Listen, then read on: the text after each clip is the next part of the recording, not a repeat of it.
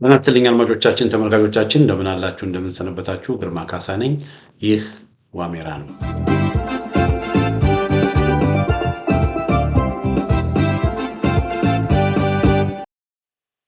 በዛሬው የዋሜራ መርሃ ግብራችን አንድ ሰበር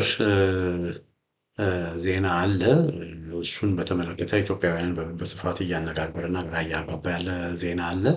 ያንን አስመልክቶ አንዳንድ ግልጽ መሆን ያለባቸው መታወቅ ያለባቸው ነጥቦችን ለማስቀመጥ እፈልጋለሁ። እሱ ምንድነው?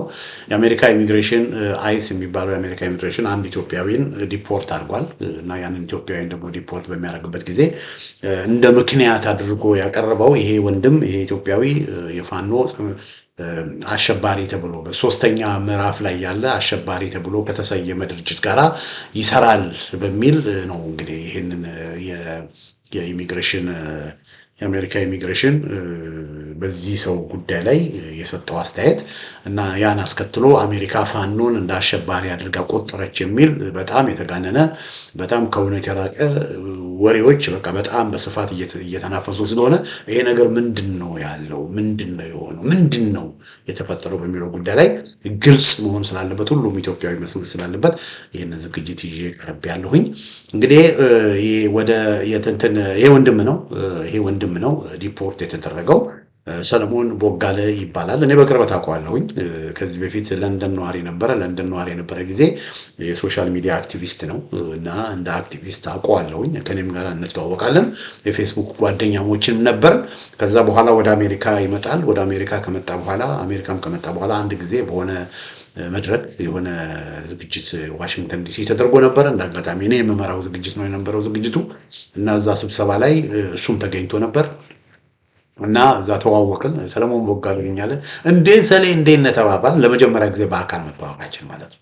ከዛ በፊት ግን ኦንላይን እንተዋወቀና በጣም ጥሩ አግባብ ያለን ወንድም ነው። በጣም ጎበዝ ልጅ ነው። ታጋይ ነው። በጣም የሚጥር በጣም ከማደንቃቸው እውነቴን ነው የምላችሁ ከማደንቃቸው ኢትዮጵያውያን መካከል አንዱ ነው ሰለሞን ቦጋለ።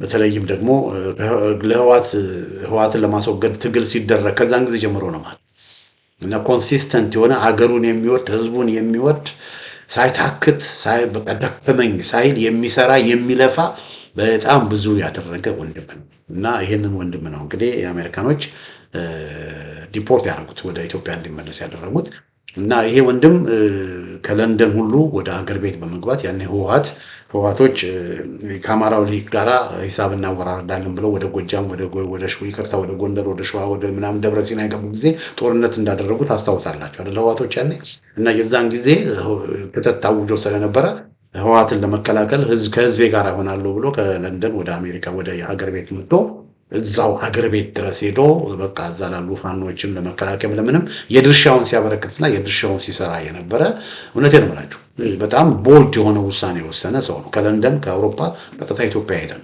ይክተትን ለማወቀ ፋኖ ሆኖ ትግሉን ለማገዝ እንደዛ አይነት አቋም ይዞ ያለና በጣም የሚከበር እንደዚህ አይነት አቋም ይዘው እንደዚህ አይነት ቦልድ ሆኖ የሚሰሩ ሰዎችን ማግኘት በጣም ከባድ ነውና እንደዚህ አይነት ሰው ነው እና ከዛ በኋላ ሀገር ከተረጋጋ በኋላ ወደ አሜሪካ ይመጣል።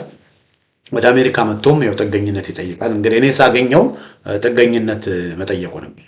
እኔ ሳገኘው ጥገኝነት ጠይቆ አሳይለም ጠይቆ ፕሮሰስ ላይ ነበር። እንደማንም ኢትዮጵያዊ ፕሮሰስ ላይ ነውና በጥገኝነት ደግሞ በቃ ፍርድ ቤቶቹ ፕሮሰስ አለው የተለያየ ይግባኝ የምትልበታል እነዛ ሁሉ ፕሮሰሶች አሉ እና ያ ሁሉ አልቆ ሙሉ ለሙሉ ሲወስኑ ነው ከዛ በኋላ ወደ ሀገር ቤት የሚመልሱት እንጂ በመሃል እንደዚህ አይነት ነገር በመሃል አንቆ አፍኖ የመውሰድ ነገር አልተለመደም በአሜሪካ እንትን።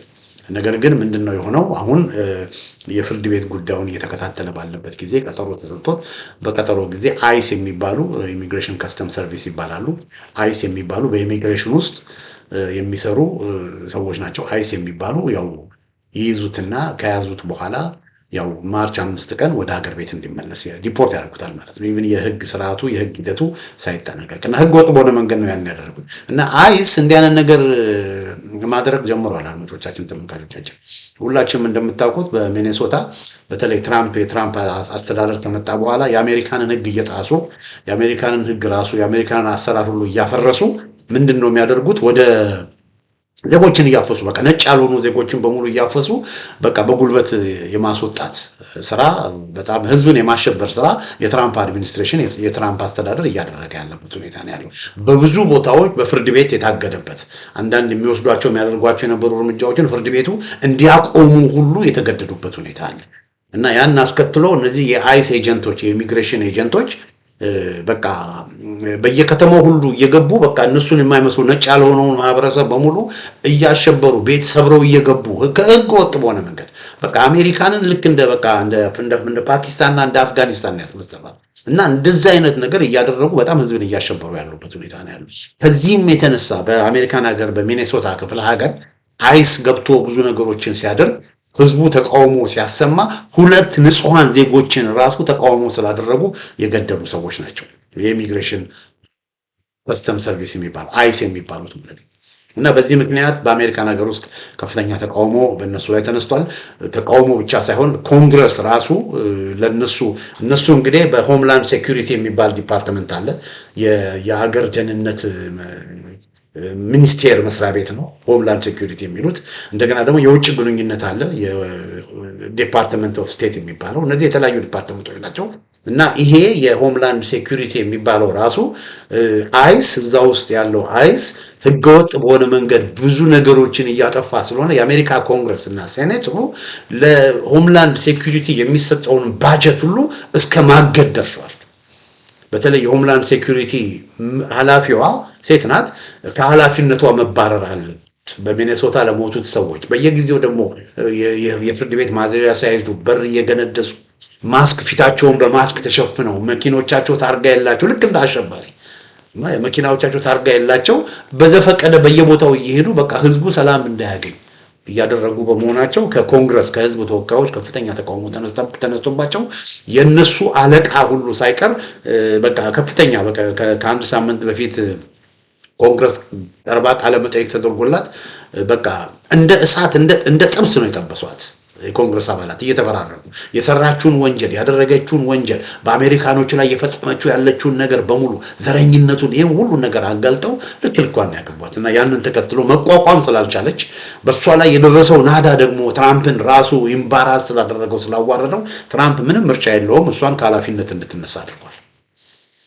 እና አይስ የሚባለው እንግዲህ እንደዚህ ነው ወገኖች። እና ይሄ ወንድም የአሳይለም ፕሮሰሱን እያደረገ ባለበት ሁኔታ ሰበብ በቃ እነዚህ አይስ የሚባሉት ሰበብ ነው የሚፈልጉት። ነጭ ያልሆነውን ሰው ከአሜሪካ ለማስወጣት ሰበብ ነው የሚፈልጉት። እንኳን ምክንያት አግኝተው ምክንያት ሳያገኙም ራሳቸው ህገወጥ በሆነ መንገድ እያፈሱ እያገቱ ወደ ሌላ ሀገር ያሰናበታቸው በጣም ብዙ አሉ። እና እንዲህ አይነት እንትን ነው። እና አሁን ይሄ አይስ የሚባለው የሰለሞን የወንድማችን ሰለሞን ጉዳይን አስመልክቶ ጉዳዩን ከተመለከተ በኋላ ገና ሂደቱ ሳያል ምንድነው የሆነው? እዚህ ወንድም ላይ የህወሓት ሰዎች ለአይስ መረጃዎች ይሰጣሉ። ይሄ ህወሓት አክቲቭ ነው ብያቸዋለሁ። ይሄ ወንድም አክቲቭ ነው፣ አክቲቪስት ነው። አክቲቭ የነበረ ጊዜ በተለይ ከወልቃይት ጉዳይ ጋር በተገናኘ በጣም የሚሰራ ስለሆነ እንግዲህ እንዳልኳችሁ ነው። እኔ አሁን ሰለሞን ያለው የፖለቲካ አቋም እኔ ካለኝ የፖለቲካ አቋም ጋር ተመሳሳይ አይደለም። አሁን በተለይ በብልጽግና ላይ ያለው አቋምና እኔ በብልጽግና ላይ ያለኝ አቋም የተለያየ ነው። ነገር ግን በህወሓት ላይ ግን ሁለታችንም ያለን አቋም ግን ተመሳሳይ ነው። ስለዚህ አሁን ከ5 ዓመት በፊት ከህወሓት ጋር በተደረገው ጦርነት በነበረው አቋም ነው እንግዲህ ቂም ይዘውበት ህወሓቶች ይሄ ሰለሞን የሚባለው የትግራይ ጄኖሳይድ የፈጸመ ነው ብለው ያው ይከሱታል፣ ለአይስ ይከሱታል። አልጠፋ ሰው ለአይስ ወንድማቸውን ለአይስ ይከሱታል ህወሓቶች። እና በዚህን ጊዜ አይስ እችን በሚያገኝበት ጊዜ እችን ይዞ ያው ወንድማችንን ሄዶ አግኝተውትም አይደለም እነሱ ቀጠሮ ሰጥተው በቀጠሮ መሰረት እነሱ ጋር ሄዶ ህጋዊ በሆነ መንገድ ጉዳዩን ለማስረዳት በሚሄድበት ጊዜ ይዘው ሌላ ምንም ነገር አላደርግም አፍነው ወደ አዲስ አበባ እንዲሄድ ያደርጉታል። እና ወደ አዲስ አበባ ሄደው በህወሓቶች ምክንያት ነው ህወሓቶች በዚህ ሰው ላይ የወልቃይት ጉዳይ ይዞ የወልቃይትን ጉዳይ ተሸክሞ በወልቃይት ጉዳይ ላይ አክቲቪስት ስለሆነ በዚህ ጉዳይ ላይ እርምጃ እንዲወሰድበት ስላደረጉ በእነሱ ክስ ነው ይሄ ሁሉ ይሆናል። እና ይሄ እንግዲህ በጣም በግልጽ ሊታወቅ ይገባል። እና ወንድማችን ወደ ዲፖርት የተደረገው ወንጀል ስለሰራ አይደለም፣ አሸባሪ ስለሆነም አይደለም፣ ሌላም ነገር ስላደረገ አይደለም። ወደዛ ዲፖርት የተደረገው አንደኛ አይስ የሚባለው ድርጅት ራሱ የትራምፕ አስተዳደር በብዙ ቦታዎች እያየን እንዳለ ነው ህገወጥ ተግባሮችን እየፈጸመ በመሆኑና አይስ የሚባለው ድርጅት ከቁጥጥር ውጭ ስለሆነ በቃ ባገኘው ኤክስኪውዝ ሁሉ ነጭ ያልሆኑትን ሰዎች ማባረር ፍላጎት በቃ ተልኮት ስለተሰጣቸው ነው። አንድ ይሄ ነው።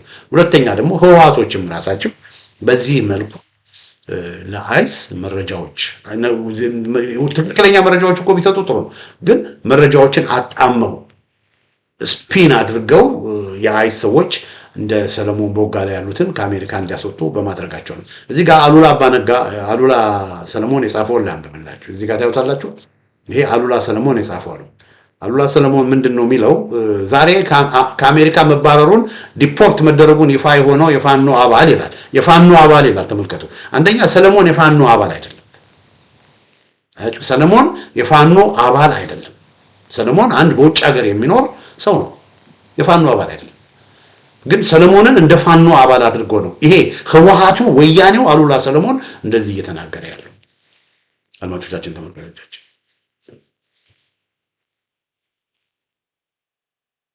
በትግራይ ጄኖሳይድ ጦርነት ወቅት ይጽፋቸው ከነበሩና በሜልና ጋርዲያን እንዲዘገብ የተደረገው በትግራይ ህዝብ ላይ ጭፍጨፋና ምናምን ብሎ ይናገራል። እና እንደ ማስረጃ እዚህ ጋር የሚያቀርበው ምንድነው? ሰለሞን ቦጋለ ሜል ጋርዲያን ላይ የጻፈው ዲር ፒፕል ኦፍ አማራ there are mothers ምናምን ብሎ መጨረሻ ይሆን አማራ have to rise up get together አማራ መብትህን ለማስጠበቅ አማራ ተነስ አንድነትህን መስረት ብሎ የጻፈውን አሉላ ሰለሞን እንደ ወንጀል አድርጎ ነው እዚህ ጋር ያቀርበው። እንደገና ምንድነው የሚለው? to free ወሎ አማራ from the junta the first thing to do is clean the genius of the junta ከወሎ ያሉትን ይሄ እንግዲህ መቼ ነው መሰላችሁ?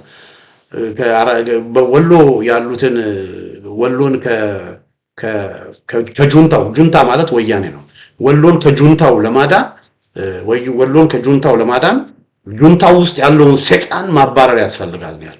የቱ ጋር ነው ስለ ትግራይ ጄኖሳይድ የተነገረው? የቱ ጋር ነው? እነሱ ግን ተመልከቱ፣ በቃ በወልቃይት ጉዳይ ላይ ወገቡን ታጥቆ የሚሰራን ሰው አይፈልጉም። የወልቃይት አድቮኬቶችን ዝም ማሰኘት ይፈልጋሉ። ከመቀሌ የነሱ ሰዎች ወልቃይት የኛ ነው እያሉ ምዕራብ ትግራይ እያሉ ጀብደኝነትን እያሳዩ ያስፈራራሉ። እና አሉላ ሰለሞን ደግሞ እዚህ ያሉትን የወልቃይት ሰዎች እንደነ ሰለሞን ቦጋለን አይነት ድምጽ ዝም ለማሰኘት በዚህ መልኩ ዘመቻ ሰርተው ይሄዳሉ። ሰለሞንን ፋኖች ላይ ነው። በዚህ አጋጣሚ በአንድ በኩል እነ ሰለሞን አሉላ ፋኖና ህወሓት አብሮ መስራት አለባቸው ብሎ ይናገራል። በአንድ በኩል ለምን እና አብይ አህመድ አጣብቅኙ ስለከተቷቸው፣ የኦሮሞ ብልጽግናዎች አጣብቅኙ ስለከተቷቸው፣ እርስ በርሳቸው ህወሓቶች ስለተበታተኑ፣ እርስ በርሳቸው ስለከሰሩ እና አሉላ አባ ነጋ መግቢያ ስላቱ አሁን አማራው እንዲያድናቸው ስለፈለጉ ፋኖ እንዲያድናቸው ስለፈለጉ ፋኖና ህወሓት አብሮ መስራት ይችላሉ ይላሉ። በሌላ በኩል ግን እዚህ ጋር ምንድነው የሚያደርጉት? ፋኖን እንዳሸባሪ አድርገው ለአሜሪካ ባለስልጣናት ይናገራሉ። እና በዚህ መልኩ ነው እንግዲህ ወንድማችን ሄደው እና የኢሚግሬሽን ኦፊሰሩ አድማጮቼ፣ ተመልካቾቼ የኢሚግሬሽን ኦፊሰሩ ፋኖ ሰለሞንን ሰርድ ታየር ምንድነው የእንትን በዚህ ጉዳይ ላይ አንድ ኤልሻዳይ የሚባል ጦማሪ የጻፈው አለ እና እሱን እንትን ልበልላችሁ ላንብብላችሁ በጣም ጠቃሚ ስለሆነ እና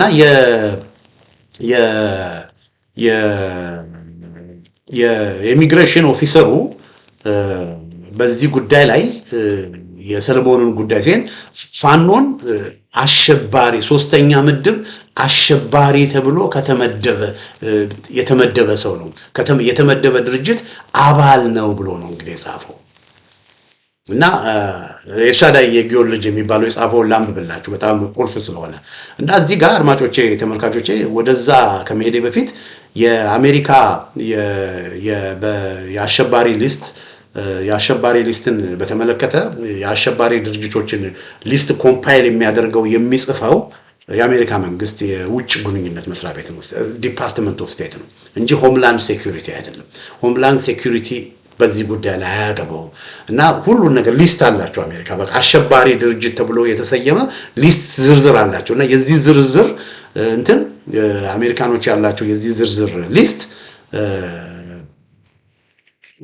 ላሳያችሁ። እዚህ ጋር እንደምታዩት ታዩታላችሁ። ይሄ የአሜሪካ የውጭ ግንኙነት መስሪያ ቤት ሊስት ነው እዚህ ጋር እንደምታዩት እና ይሄ የአሜሪካ የውጭ ግንኙነት ዲፓርትመንት ኦፍ ስቴት የተዘረዘሩት ናቸው እና ፎሬን ቴሮሪስት ዴዚግኔትድ ፎሬን ቴሮሪስት ኦርጋናይዜሽን ብሎ በአሜሪካ ፎሬን ቴሮሪስት ኦርጋናይዜሽን ብሎ ይሄ የአሜሪካ ስቴት ዲፓርትመንት www.state.gov ላይ ያለ ነው እና foreign terrorist organizations are foreign organizations that are designated by the Secretary of State in accordance with Section 219 of the Immigration and Nationalization Act INA as amended ይላል። FTO foreign terrorist organization designation play a critical role in your fight in our fight against terrorism ብሎ ምክንያቱን ይዘረዝራል እና ከነዚህ ውስጥ ያው የሊባኒስ ሙስሊም ብራዘርሁድ፣ ክላን ዴ ጎልፎ፣ ካርቴል ዴ ሎስ ሶሌስ እነዚህ ካርቴሎች አሉ አይደለ? ባሪዮ 18 የሚባል ሐራካት አልኑጃባ የሚባል ብዙ በጣም ብዛት አላቸው። ብዙዎቹ ይሄ ድራግ ምናምን እንትን የሚሉና ብዙዎቹ ደግሞ ከጽንፈኛ እስላማዊ ጋር የተገናኙ ናቸው። ሬቮሉሽናሪ አርምድ ፎርስስ ኦፍ ኮሎምቢያ፣ አይሰስ ሞዛምቢክ፣ አይሰስ ዲአርሲ፣ ሐራካት ሳውዳ ምናምን፣ ኢስላሚክ ሬቮሉሽናሪ ጋርድ የኢራቅ ማለት ነው እና ጃማ አልኑስራ አልኢስላም ምናምን የሚባሉት እነዚህ በሙሉ አይሰስ ዌስት አፍሪካ፣ አይሰስ ፊሊፒንስ፣ አይሰስ ባንግላዴሽ፣ ሂዝቦላ ሙጃሃዲን እነዚህ በሙሉ ዘርዝሯቸዋል ሊስታቸውን በሙሉ ሞስሊ በቃ ከኢስላሚክ ጂሃድ ዩኒየን ምናምን እነዚህ ውስጥ ፋኖ የለም ወገኖች። ፋኖ የአሜሪካ መንግስት ህጋዊ የአሜሪካ መንግስት ፎሬን ቴሮሪስት ኦርጋናይዜሽን ብሎ የሰየማቸው ውስጥ ፋኖ የለም እና ይሄ ፋኖ አሸባሪ ነው ምናምን የሚባለው ተቀባይነት የሌለው ነገር ነው። ፋኖ አሸባሪ አይደለም። እንደውም እኔ ባለኝ መረጃ የአሜሪካ መንግስት በፊት በምስራቅ አፍሪካ ትልቅ ኃይል ሰላምና መረጋጋትን ሊያመጣ ይችላል ብሎ የሚለው ወያኔ ነበር። አሁን ወያኔ ከአሜሪካን የመከላከያ ሚኒስቴር ከአሜሪካ የደህንነት መስሪያ ቤት እና ከአሜሪካ የውጭ ግንኙነት መስሪያ ቤት ራዳር ውስጥ ወያኔ ወጣለች። በቃ ወያኔ እንደሞተች፣ ወያኔ እንዳለቀላት፣ ወያኔ እንደከሰመች፣ ወያኔ እንደውም ለአካባቢው ስጋት እንደሆነች ነው አሁን አሜሪካ የሚያስቡት። በአንጻሩ ግን ፋኖ ፎርሚደብል የሆነ ፎርስ እየገነባ እንዳለ ትልቅ ኃይል እየገነባ እንዳለ ስላወቀች አሜሪካ እንደውም የአሜሪካ አምባሳደርም ሌሎችም ከፋኖ ጋር ተገናኝተው ከፋኖ ጋር አንድ መስመር መያዝ የሚጠብቁት የነበረው ፋኖች አንድ እስኪሆኑ ነበር። ፋኖች አንድ ከሆኑ በኋላ ከፋኖችም ጋር ተነጋግረው ምን መደረግ እንዳለበት ሲሪየስሊ አሜሪካኖች ፋኖን ሲሪየስሊ እንደ ትልቅ እንትን የሚቆጥሩ እና እንደውም ከፋኖ ጋራ መስራት ከፋኖ ጋራ መተባበር እንደውም አሜሪካኖች ይፈልጋሉ።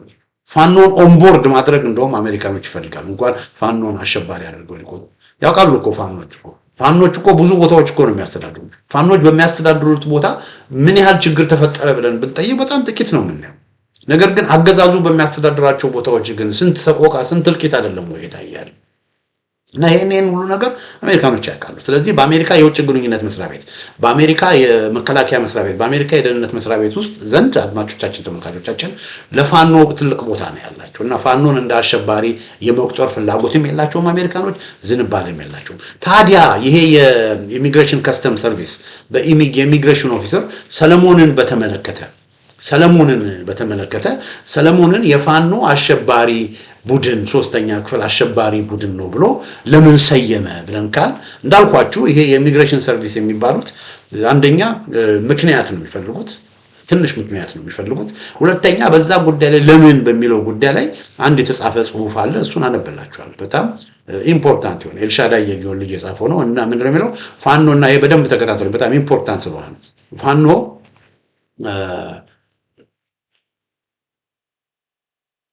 ፋኖና የዩናይትድ ስቴትስ ቲር 3 ማለት ረድፍ 3 ማለት ነው። ረድፍ 3 ምደባ በቅርቡ የዩናይትድ ስቴትስ የኢሚግሬሽን እና የጉምሩክ አስከባሪ አይስ አንድን ግለሰብ ሰለሞን ቦጋለን ማለት ነው ከሀገር ሲያባረር የደረጃ 3 ምድብ 3 አሸባሪ ቡድን አባል በማለት የሰጠው መግለጫ በዲያስፖራውና በሶሻል ሚዲያው ተጠቃሚው ዘንድ ፋኖ በአሜሪካ መንግስት በአሸባሪነት ተፈርጇል የሚል የተሳሳተ ግንዛቤና ስጋት ፈጥሮ ተመልክቻለሁ ይላል። እንግዲህ ጦማሪው ኤልሻዳይ ይህ አረዳድ ከህግ አኳያ ስህተት መሆኑን ለመረዳት የሚከተሉትን ነጥቦች ማጤን ያስፈልጋል። በዩናይትድ ስቴትስ ህግ መሰረት የውጭ ሀገር አሸባሪ ድርጅት ፎሬን ቴሮሪስት ኦርጋናይዜሽን ብሎ በይፋ የመሰየም ስልጣን ያለው የአሜሪካ የውጭ ጉዳይ ሚኒስቴር ብቻ ነው፣ ዲፓርትመንት ኦፍ ስቴት ማለት ነው። ይህ ስልጣን በኢሚግሬሽን እና ዜግነት አዋጅ አንቀጽ 219 ስር የተደነገገው ኢሚግሬሽን ኤንድ ናሽናሊቲ አክት ይባላል ይላል። አንድ ቡድን በይፋ በፎሬን ቴሮሪስት ኦርጋናይዜሽንነት ሲመደብ ውሳኔው በውጭ ጉዳይ ሚኒስትሩ ይፋ ይደረጋል፣ በፌዴራል መዝገብ ፌደራል ሬጂስተር ላይ ይታተማል፣ እንዲሁም በሁሉም የፌደራል መስሪያ ቤቶች ዘንድ እውቅና ያገኛል።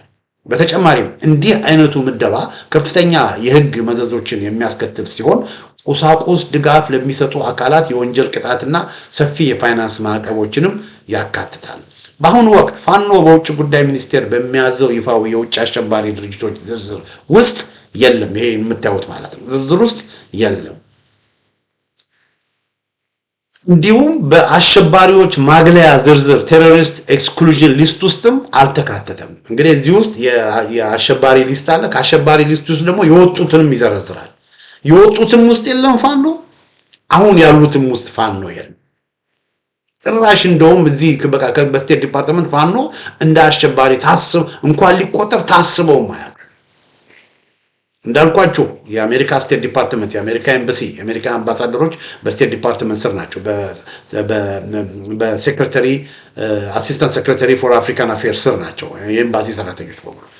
እና እነዚህ በሙሉ የአሜሪካ ሰራተኞች፣ የአሜሪካ አምባሳደር እና ማይክ ሐመር የነበሩ ጊዜ ሁሉ ከፋኖ ጋር የሚነጋገሩ፣ ከፋኖ ጋር የሚሰሩ፣ ፋኖን ወደ ጎና በቃ ፋኖና አሜሪካ ጋር ያለው ሪሌሽንሺፕ እንዲጣጣም ለማድረግ የሚሞክሩ ናቸው። እስካሁን የፋኖች መበታተን ነበር ችግር የፈጠረው እንጂ አሁን እንደውም ፋኖ አንድ ከሆነ በኋላ በፋኖና በአሜሪካ መካከል እንደውም ውይይቶች ይደረጋሉ። አድማጮች እንኳን እንደ ቴሮሪስት ሊቆጠሩ ማለት ነው። ስለዚህ ያልታሰበ ነገር ነው ማለት ነው። እና እነዚህ ሁለቱ የዩናይትድ ስቴትስ መንግስት አሸባሪ ድርጅቶችንም ለመሰየም የሚጠቀምባቸው ይፋዊ ዝርዝሮች ወይም ማህደሮች ናቸው ይላል። ታዲያ አይስ ኢሚግሬሽን ማለት ነው ፋኖን የደረጃ 3 አሸባሪ ቡድን ብሎ የጠራው ለምንድን ነው የሚል ጥያቄ ማብራሪያ የሚያስፈልገው ፍሬ ነገር ነው። መልሱ ያለው የአሜሪካ ኢሚግሬሽን ተቋም አሰራር ላይ ነው፣ ህግ ላይ አይደለም። ከህግ ጋር የሚገናኝ ነገር አይደለም። በአሜሪካ ኢሚግሬሽን ህግ ደረጃ 3 ድርጅት ኦርጋናይዜሽን የሚባል ሶስተኛ ምድብ የሚሰጣቸው ድርጅቶች አሉ። እነዚህ በይፋ የተሰየሙ አሸባሪ ቡድኖች አይደሉም። ይልቁንም ይህ ምድብ የኢሚግሬሽን ባለስልጣናት የአንድን ግለሰብ የኢሚግሬሽን ሁኔታ፣ የስደተኝነት ጥያቄ ወይም አቤቱታን በሚገመገሙበት ወቅት ግለሰቡንና ድርጅቱን እንደየሁኔታው ኬዝ ባይ ኬዝ እንዲመዝኑ ስልጣን የሚሰጣቸው አሰራር ነው። ይህ የምዘና ስራ የሚሰራው በተቋም ወይም በቡድን ሳይሆን በአንድ የኢሚግሬሽን መኮንን ወይንም ደግሞ የኢሚግሬሽን ፍርድ ቤት ሊሆን ይችላል። ስለዚህ በዚህ መሰረት የስደተኛ ጥገኝነት አቤቱታ ያቀረበውን ግለሰብ አቤቱታ ሲመረመር ከግለሰቡ ጋር ግንኙነት አለው የተባለውን የፖለቲካ ድርጅት ወይም የሲቪክ ንቅናቄን ወይም የታጠቀ ኃይል እንቅስቃሴን በራሱ መመዘኛ በመመርመር የአሸባሪ ድርጅትን የህግ ትርጉም ያሟላል ብሎ በመደምደም የስደተኛውን ጥያቄ ውድቅ ሊያደርገው ይችላል። አንድ የኢሚግሬሽን መኮንን ሰራተኛ የሰጠው ውሳኔ ለሌላ መኮንን እንደ ማጣቀሻ ሊያገለግል እንደሚችል ቢገመትም እንደ ህግ ግን አስገዳጅ ፕሬሲደንት አለመሆኑን ማጤን ይገባል። ይህ ፍረጃም የሚሰራው የጥገኝነት አቤቱታውን ባቀረበው ግለሰብ ላይ ብቻ እንጂ በሌሎች ተመሳሳይ የጥገኝነት ጥያቄዎች ላይ ተላላፊ አይደለም። ይህ ፍረጃም የአይስ ቋሚ ውሳኔ ሆኖ አይቀጥልም፣ ህግ አይደለም ማለት ነው ወገኖቼ። አይስ ግለሰቡን ያባረረው በግል የፈጸመው ጥፋት ወይም በነበረው ተሳትፎ እንጂ ፋኖ በአሜሪካ መንግስት በሽብርተኝነት ስለተፈረጀም አይደለም። ይህ የአንድ የአይስ መኮንን ወይም የኢሚግሬሽን ፍርድ ቤት ውሳኔ ወይም መደምደሚያ በፋኖ ላይ በአሜሪካ መንግስት ተፈጻሚነት ያለው የሽብርተኝነትን ስያሜን አይፈጥርም። ድርጅቱን በይፋዊ የአሜሪካ ሽብርተኝነት ዝርዝር ውስጥም አያስገባውም። እንዲህም እንዲሁም ውሳኔው የውጭ ጉዳይ ሚኒስቴር ፖሊሲን አይወክልም። ይልቁንም የኢሚግሬሽን ባለስልጣናት የጥገኝነት አቤቱታ ያቀረበውን ግለሰብ ከጥቃት ተግባር ጋር ግንኙነት አለው ብሎ ካመኑ ቪዛ፣ ጥገኝነት ወይም ሌሎች ጥቅማጥቅሞችን እንዲከለክሉ ለመወሰን ከአሜሪካም ለማባረር ተግባራዊ የሚያደርጉት ጊዜያዊ አሰራር ነው። ይህ ልዩነት ማወቅ እጅግ በጣም አስፈላጊ ነው። በኢሚግሬሽን ባለስልጣን የተጠቀሰ የቲር 3 ወይም ምድብ 3 መረጃ የአሜሪካ መንግስት ድርጅትን በአሸባሪነት እንደፈረጀው ተደርጎ ሊተረጎም አይገባም። ይህን ውሳኔ ማስተላለፍ የሚችለው የውጭ ጉዳይ ሚኒስቴር ብቻ ሲሆን ይህን በሚሆንበት ጊዜ በይፋ ለህዝብ ይገለጻል፣ በአደባባይ በይፋ ይገለጻል፣ እንዲሁም በሰፊው ይዘገባል። ጽሁፌን በሚከተለው መልኩ ባጠቃልለው ውዥንብሩን ለማጥራት የሚረዳ ይመስለኛል። ደረጃ 3 ምደባ ምን ማለት ነው? አይስ የጠቀሰው ደረጃ 3 ምደባ ቲር 3 ምድብ እንደ ፎሬን ቴሮሪስት አክት አይነት ይፋዊና ሀገራዊ የሽብርተኝነት ፍረጃ አይደለም። ይልቁንም ለኢሚግሬሽን አሰራር ብቻ የሚያገለግል ሲሆን የሚከተሉት ባህሪያት አሉት። አንደኛ፣ የኢሚግሬሽን መኮንኖች ወይም ፍርድ ቤቶች የአንድን ግለሰብ የጥገኝነት ጥያቄ ሲመረምሩ ግለሰቡን የነበረበት ስብስብ ጥቃት ውስጥ ተሳትፏል ብለው ካመኑ ለዚያ ግለሰብ ብቻ የሚሰራ ውሳኔ ሊያስተላልፉ ይችላሉ። ሁለተኛ፣ በአንድ ግለሰብ ላይ የተሰጠ የቲር 3 ወይም ምድብ 3 ውሳኔ በሌላ ተመሳሳይ የጥገኝነት ጥያቄ ባለው ሰው ላይ በቀጥታ ተፈጻሚ አይሆንም። የአይስ ቋሚ ፖሊሲም አይደለም። ሶስተኛ፣ ይህ ውሳኔ የአሜሪካን የውጭ ጉዳይ ፖሊሲ አይወክልም። ይልቁንም ግለሰቡን ከሀገር ለማባረር ወይንም ጥቅማጥቅም ለመከልከል የሚጠቀሙበት የውስጥ አሰራር ብቻ ነው። አራተኛ፣ በአሜሪካ ሕግ መሰረት አንድን የውጭ ሀገር ድርጅት በይፋ የውጭ አሸባሪ ድርጅት ፎሬን ቴሮሪስት ኦርጋናይዜሽን ብሎ ለመሰየም ፍጹም ስልጣን ያለው የአሜሪካ የውጭ ጉዳይ ሚኒስቴር ዲፓርትመንት ኦፍ ስቴት ብቻ ነው። እስካሁን ባለው መረጃ ፋኖ በውጭ ጉዳይ ሚኒስቴር በሽብርተኝነት ዝርዝር ውስጥ የለም ብሎ ይሄ ወንድም ይዘግባል። እንግዲህ ይሄ ነው እንግዲህ እዚህ ዝርዝር ውስጥ የለም፣ ፋኖ እዚህ ዝርዝር ውስጥ የለም እና ፋኖ በአሜሪካ ሽብርተኛ ተደረገ ተብሎ የሚወራው ይሄ ፕሮፓጋንዳ ነው።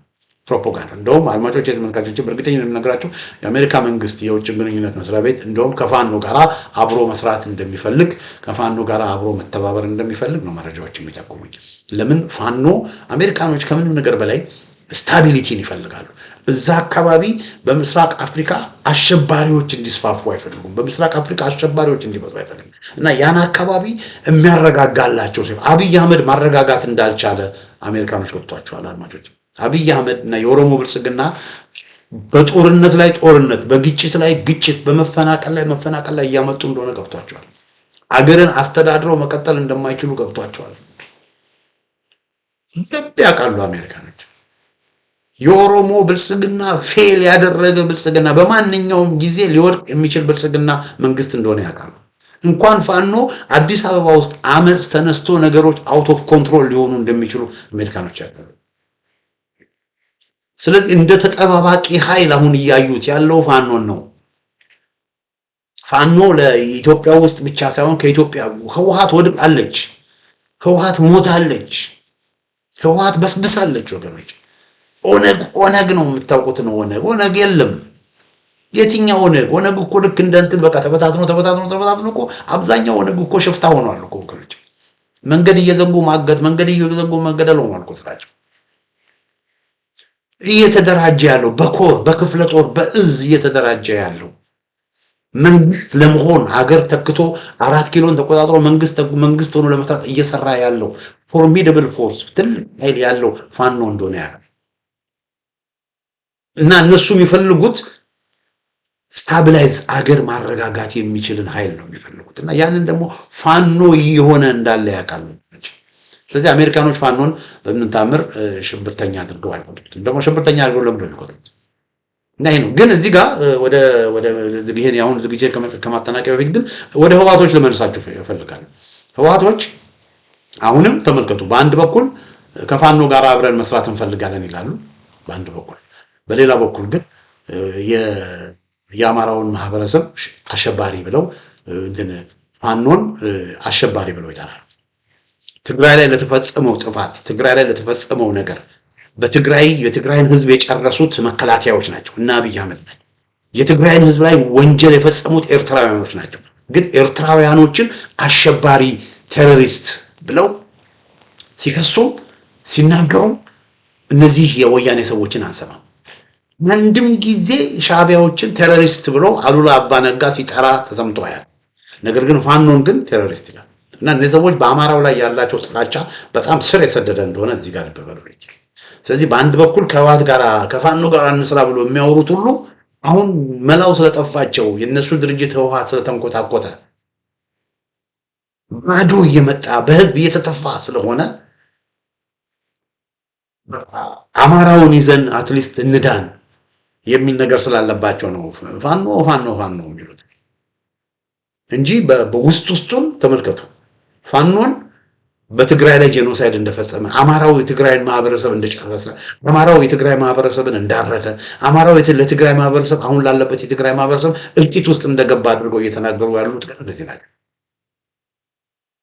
ወገኖች የትግራይን ህዝብ ለጦርነት የታረጉት እና አሉላ ናቸው። እና አሉላ አባነጋ እግዚአብሔር ያሳያችሁ። አሁን ይሄ ወንድም ወልቃይትን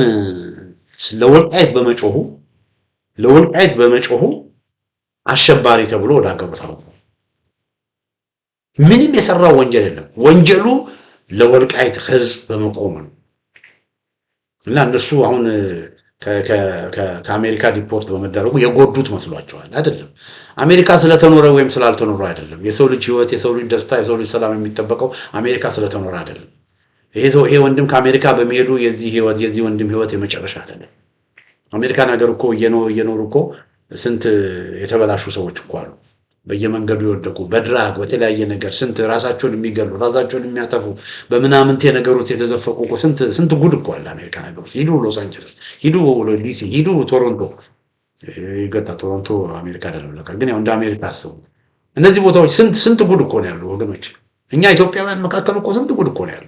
ስንቶቻችን በቃ በጭንቀት ያለ ኪኒን መኖር የማንችለው ስንቶቻችንን በተለያየ ድራግ በተለያየ ሀሺሽ ውስጥ ወድቀን ላይፋችን ሚዘረብል የሆኑ ስንቶቻችንን ወገኖች።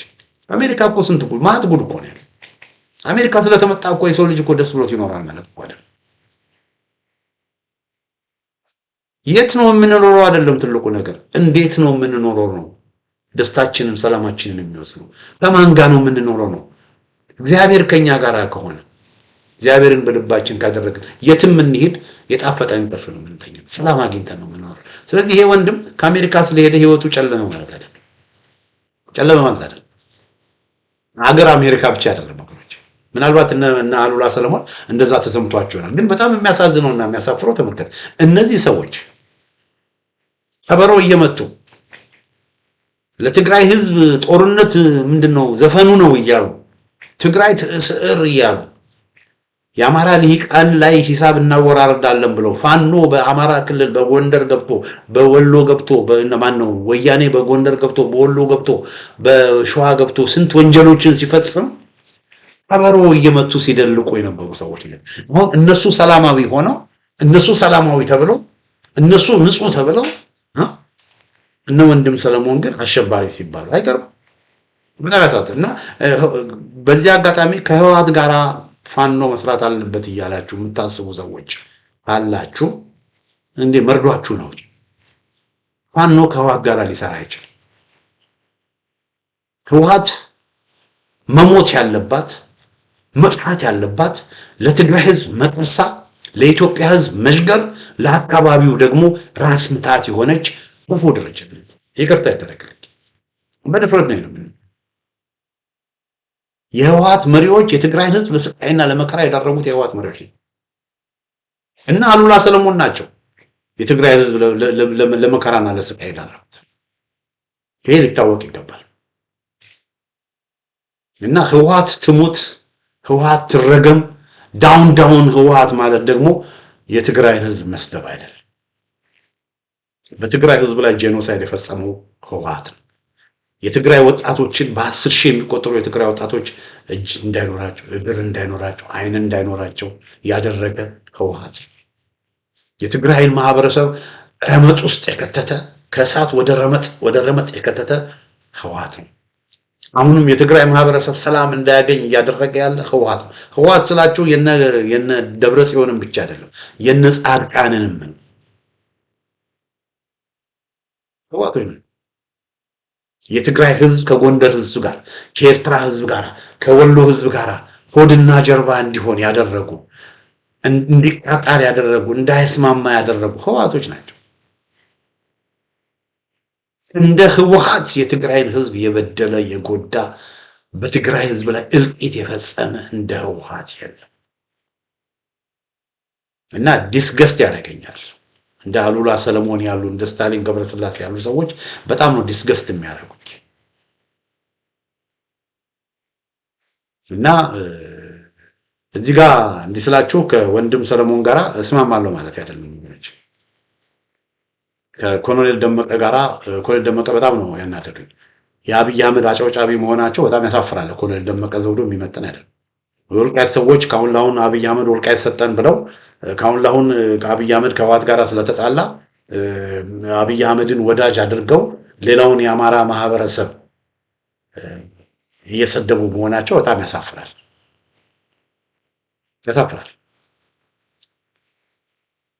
አብይ አህመድን አምኖ አብይ አህመድ እግር ስር መውደቃቸው እነ ኮሎኔል ደመቀ አሸተ ደምሌ በጣም በህዝቡ ላይ ክህደት ነው የፈጸሙት። ያ ማለት ግን እነ ኮሎኔል ደመቀን አሳዝነውናል፣ እነ ኮሎኔል ደመቀ አናደውናል ማለት ግን ሄደን ለህወሓት እናጨበጨባለን ማለት ግን አይደለም። ይሄ ወንድም ለአብይ አህመድ ስስልብ ያለው ወንድም አሁን ለአብይ አህመድ ስስልብ ወንድም ስላለው ግን እነ አሉላ መተው እዚህ ወንድም ላይ ሲነሱ ግን እነ አሉላን አዳምጬ ከእነ አሉላ ጋር እኔ አላጨበጨበም። ምንም ቢሆን ይሄ ወንድም ለህዝብ ለሀገር መስዋዕትነት የከፈለ ዛሬ ከዚህ ወንድም ጋር ብትሳሳት እኔ ሰለሞን ቦጋለን ኢቭን ከተሳሳተም አምኖበት ይጠቅማል ብሎ እንጂ ለክፋት ብሎ መሰሪ ብሎ ያደረገው ነው ብዬ ነው አይደለም። ከተሳሳተም ደግሞ አምኖበት ጥሩ ያደረገ መስሎ ከተሳሳተም ይሳሳት፣ ሲገባው ይመለሳል። እና ይሄንን ነው ማለት የሚፈልገው። እንግዲህ አድማጮቼ፣ ተመልካቾቼ እንግዲህ አሜሪካንን በተመለከተ እንዳንደናገር አሜሪካ ከፋኖ ጋራ መስራት ትፈልጋለች። እኔ ያለኝ መረጃ ያ ነው፣ የውስጥ መረጃ ነው የምነግራችሁ። እና የአሜሪካ ኢሚግሬሽን ያወጣው ደግሞ ምንም ብዙም ዌይት የሚሰጠው ነገር አይደለም። እና ብዙ መደናገጥ የለብንም፣ ብዙ መፍራት የለብንም። እና ይሄን ደግሞ በስፋት ወደፊት ምናልባትም ደግሞ የአሜሪካ አምባሳደርም ራሱ በዚህ ጉዳይ ላይ አስተያየት እንዲሰጥበት በማድረግ አብዛኛው ኢትዮጵያዊ ግልጽ የሆነ መረጃ፣ ግልጽ የሆነ አስተያየት፣ ግልጽ የሆነ እይታ እንዲኖረው ለማድረግ እንሞክራለን። እንግዲህ አድማጮቻችን፣ ተመልካቾቻችን አሜሪካ ከፋኖ ጋር መስራት ትፈልጋለች። የአሜሪካ ኢሚግሬሽን ያወጣውና ህወሓት በሚል ርዕስ ያዘጋጀው ዝግጅት ይመስላል። በሌላ ጊዜ በተመሳሳይ ፕሮግራም እስከምንገናኝ ደህና ሁኑ።